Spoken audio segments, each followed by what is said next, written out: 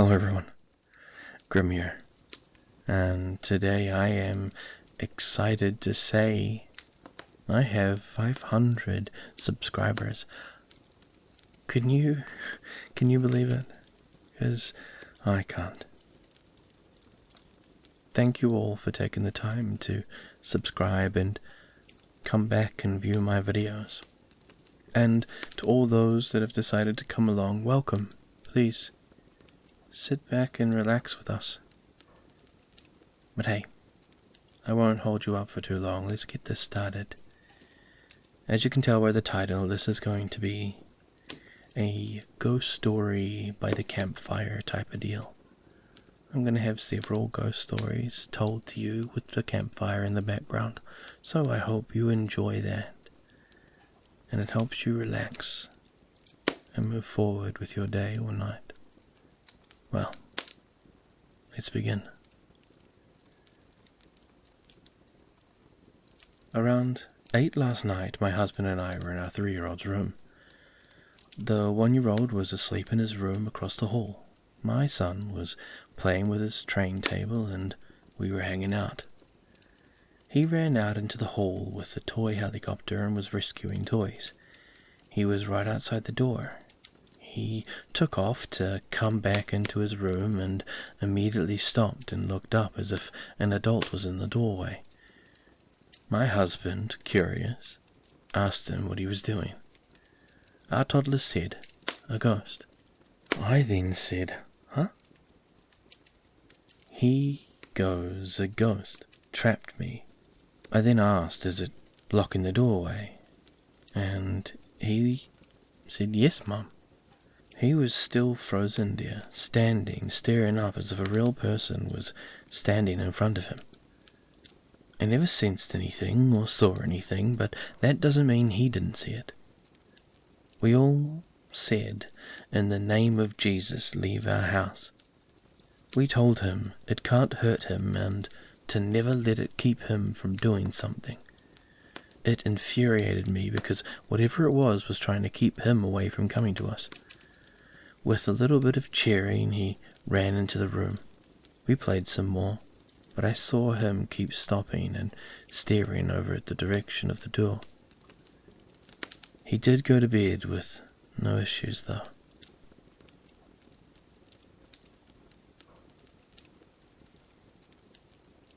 I had an experience with who I believe was the Hat Man at age 16. I was in a really tough place in my life, living in my very Christian grandmother's house, whom is also a 5th-generation medium and a licensed hypnotherapist. While I have been gifted some abilities of my own, I don't hone in on them or utilize them as I should. I woke up in the middle of the night and opened my eyes and saw a man wearing some very nice dress shoes and slacks with a long trench coat next to my bed. I didn't bother to look up at him more than what I had just opened my eyes to. Scared the shit out of me, so I closed my eyes and rolled onto my back rather than my side. I felt the bed sink as he basically straddled me. I was so scared I just kept my eyes closed, and then he put his hands on my shoulders and started trying to shake me. I opened my eyes and it was just red glowing eyes staring back at me with a black hat and no distinctive facial features. It was more like a black mist, sort of. I didn't know what to do. I entered fight or flight and separated my spirit from my body while he was holding me down, and I punched him in the face. Needless to say, that took care of it. There was a high-pitched ringing and everything went blue and black in my vision, and I popped up from my bed. I never saw him again. Not at all. Not even once to this day. I actually have no idea until today that this was a universal thing, and I'm not the only one who's experienced him. So I came to Reddit to see if other people's stories after seeing a meme about him. If you've had any experiences similar, I would really love to hear about them.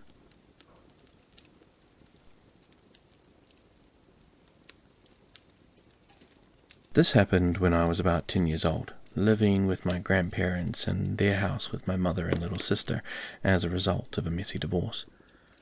Almost everybody who has been in and out of that house before us has some sort of paranormal experience to share, and I mean I have a dozen of my own, but this was my most direct and obvious, and the one that has stuck with me the most. We had our beds and all of our stuff in the back room, which had a door leading into a small hallway that led to a sink with a large mirror. It had a bathroom with a wooden and dusty old sauna and bathtub at the very end that were both now being used to keep junk. I could never sleep with that door open without getting nightmares and feeling this horrible oppressive presence. I know something lives back there, but I don't think I'll ever get the chance to figure out what. I think the fact that we are so close to this hallway had something to do with what I'm about to describe. So, me and my little sister had a large mutt of a dog called Penny, who was an absolute sweetheart. My grandpa didn't like her at all though, and insisted upon making her an outside dog. He would literally throw her outside whenever she tried to stick her nose in through the back door. Living in Nevada, during the peak of summer one day we found her lying on the concrete near her kennel, dead, for God knows how long from heat stroke.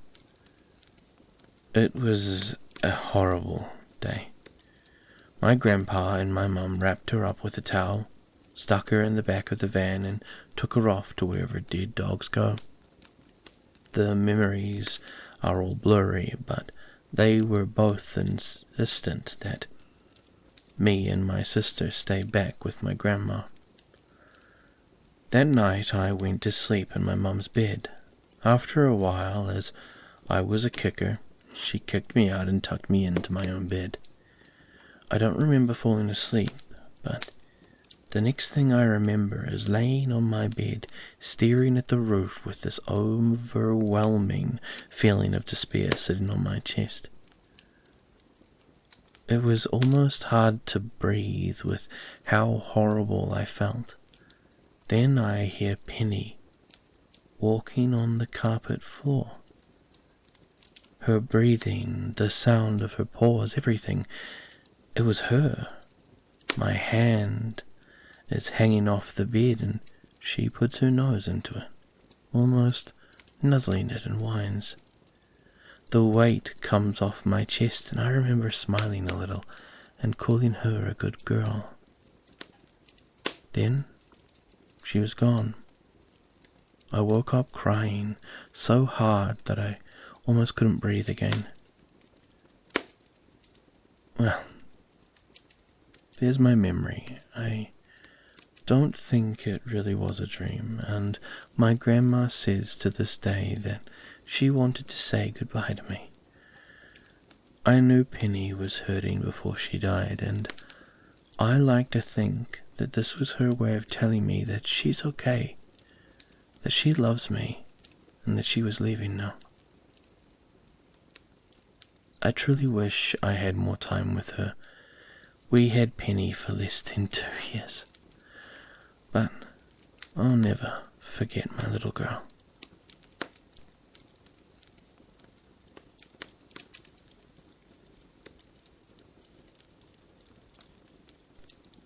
I find it rather unfortunate that many people on this page tend to disregard or dismiss experiences that occur at night as mere sleep paralysis or hallucinations. But I do enjoy having to write about these experiences. Well, here we go, nonetheless. Last night was a night of turmoil for me. I had a toothache and was up and down all night. I had seen a figure of a young girl around 10, maybe 12, wearing a white dress and long black hair with bangs, but her face was indiscernible as a flash on the side of my eye.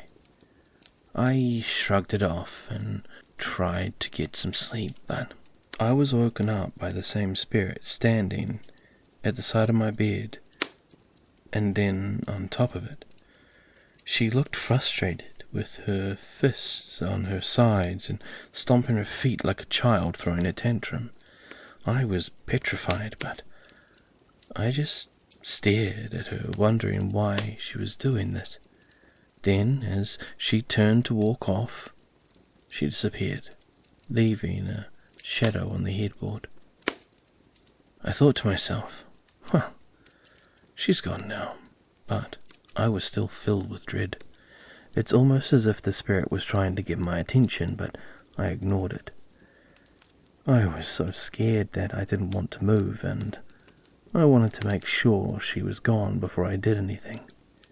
Once the air became lighter, I reluctantly moved towards the bathroom. It was a strange experience, to say the least.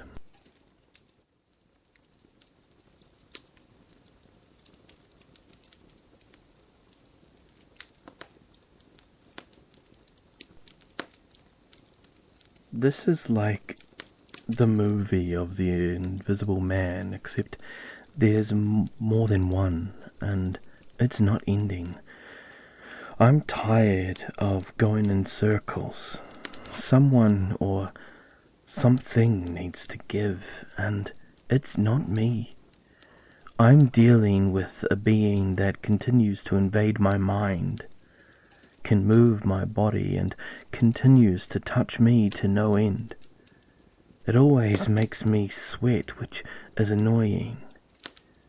I had dreams about this being, always in a different form. It's like telegraphy and clairaudience at the same time. It feels like someone is sleeping behind me at all times. I feel extreme hate coming from behind me. It uses my body to laugh, talk, or get off sometimes. No joke. It physically abused me and has done other things to me before. It's a nightmare, and I have been dealing with this since I was 19. I am now 25. I did my healing work, tried shielding, psychics, moving, Reiki, crystals, removals, exorcisms, therapy, medication, concentrating on human life, etc. I called on every god, goddess I could think of, angels, guides, ancestors, and ETs. At this point, I wish I could have an alien abduction so that I could ask them to help, or the Illuminati, or some other secret society for help. I don't care if this is some past life karma lesson or some cosmic joke, but enough is enough already. I deserve more than this. Please, can someone help me? And thank you.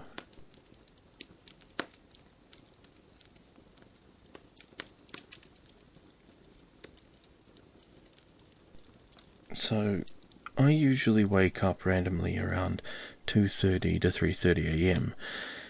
This one night in particular, I had to use the bathroom, so I got up and went to the bathroom. The bathroom is between me and my parents' room. It's so close that I could walk 5 steps and I would reach my parents' bedroom. While I was using the bathroom, I heard my parents' door open, close, and then them walking around. I screamed out, "Mom!" My mum usually is a very light sleeper and can wake up to anything and almost everything, but I got no response, however. I still heard the walking. Soon after, I heard a voice that sounded like my mum.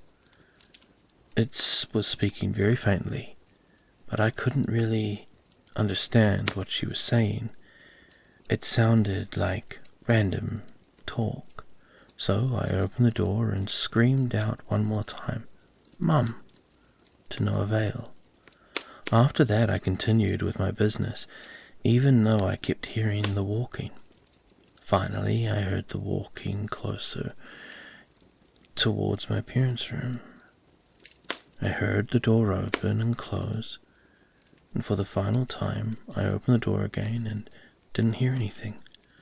I just shrugged it off, thought that I was sleepy. The next morning, though, I asked my mum if she woke up at all during the night, and she said no. So I have no idea who was walking around our house at night.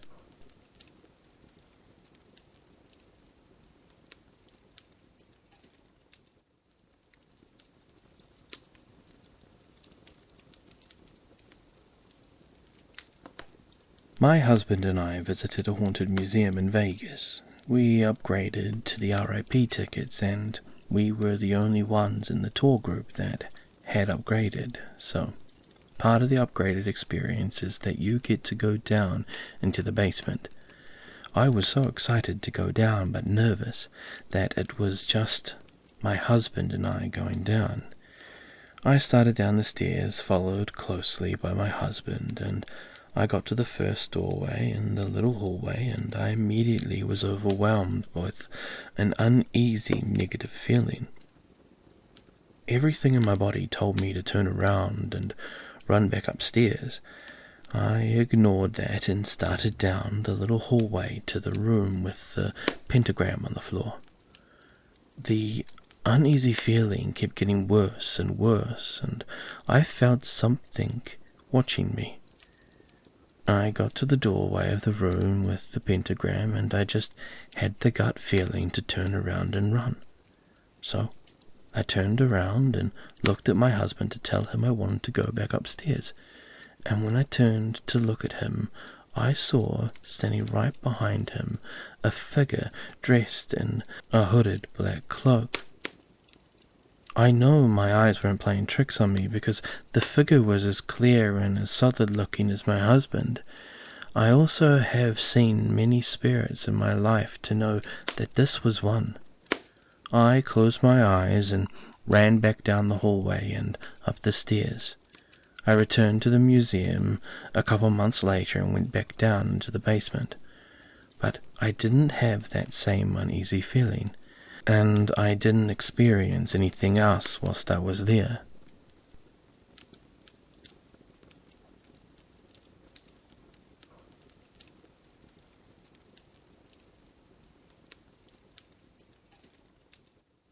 So this happened years ago. I'd say I was about 14 to 15 and had just recently moved with my dad, who lives in Texas, and was trying to get settled in before the school year started. We were watching a movie, and me and my siblings ended up falling asleep halfway through. My parents turned off the TV and they went to bed. Around 3:30 a.m. I woke up from having a bad dream and sat up, looking around the room whilst rubbing my eyes, when I caught a glimpse of something moving up the stairs to my right. I looked and barely caught it, but it looked like a small child with long black hair walking up the stairs. She had on a white nightgown and almost looked as if she was floating just up the stairs, and that was that. I ended up trying not to freak out about it and got my phone under the blanket and went back to sleep. Has anyone else ever experienced anything like this?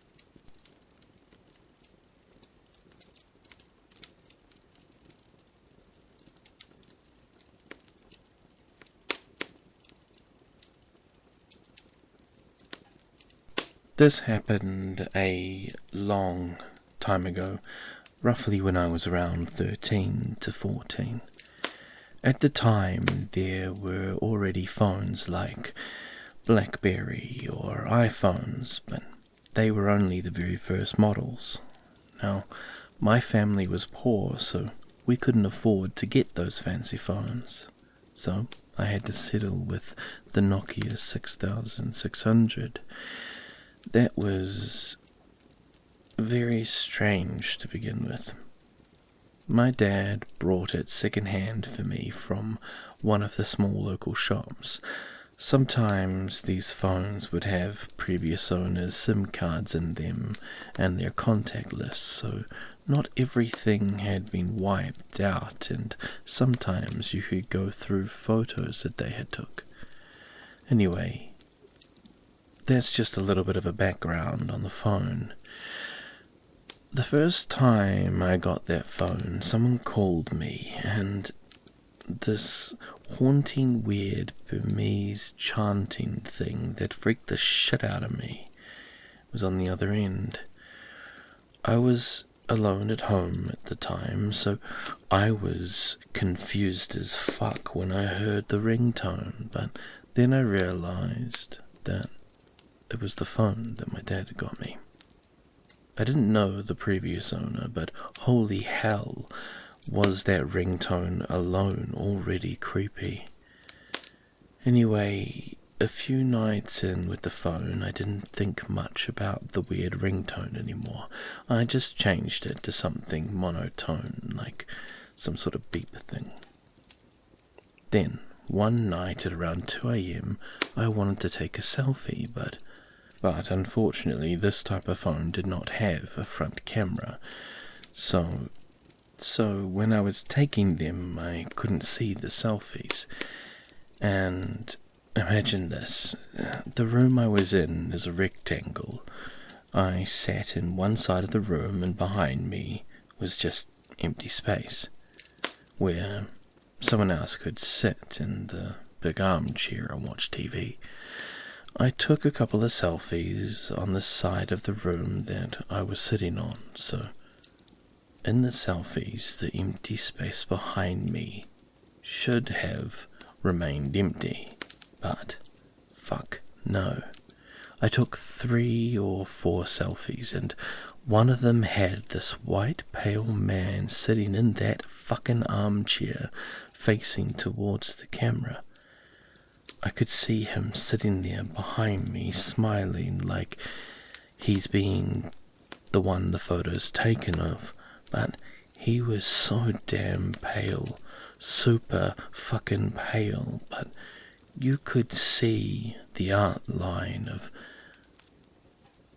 his face that he was smiling. Fuck. I wish I had kept that photo instead of just deleting it and throwing the phone away. It was so damn creepy though. The guy just sat there smiling as if this was any other normal photo. Like, what the fuck? And, well, ever since then, every time I sat in the room to do whatever homework or just browse the web, I would always peek behind me to see if someone was sitting there.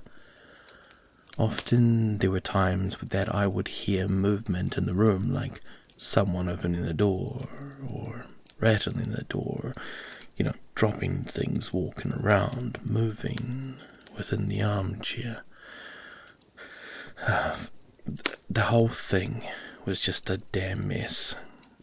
Well, I'm sorry about the long story, but it truly fucked me up.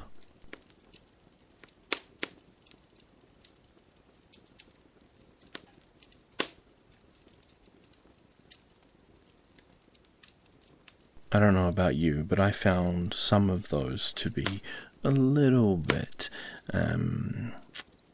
scary, maybe is the right word.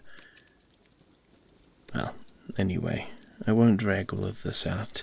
I just wanted one more thank you to be put out there to everyone who has come along for the ride.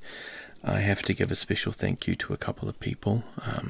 Interscare, you've been a really good friend of mine since we randomly connected, and I honestly appreciate all the help that you have given me when it comes down to things like pointers for my thumbnails and inviting me along to your live stream and even joining in with me and Phoenix Fire as we are going around trying to get our Blazing Sickle podcast up and running. I also want to thank Phoenix Fire. I mean, you are one of my best friends in this industry, and I know from the bottom of my heart a lot of the things that I try to do, such as writing stories, etc., would not be doable without the support you've given me, especially with my little known issues that I have. You are a part of an amazing collection of people, but I owe you a lot, and if you ever need me, either of you, just let me know, and I'll do what I can. Well, yep, I dragged that out a little bit longer than I was expecting, and I apologize, but the usual thing applies. Be safe wherever you are, and have yourself a good night or day. And this is Grim, and thank you.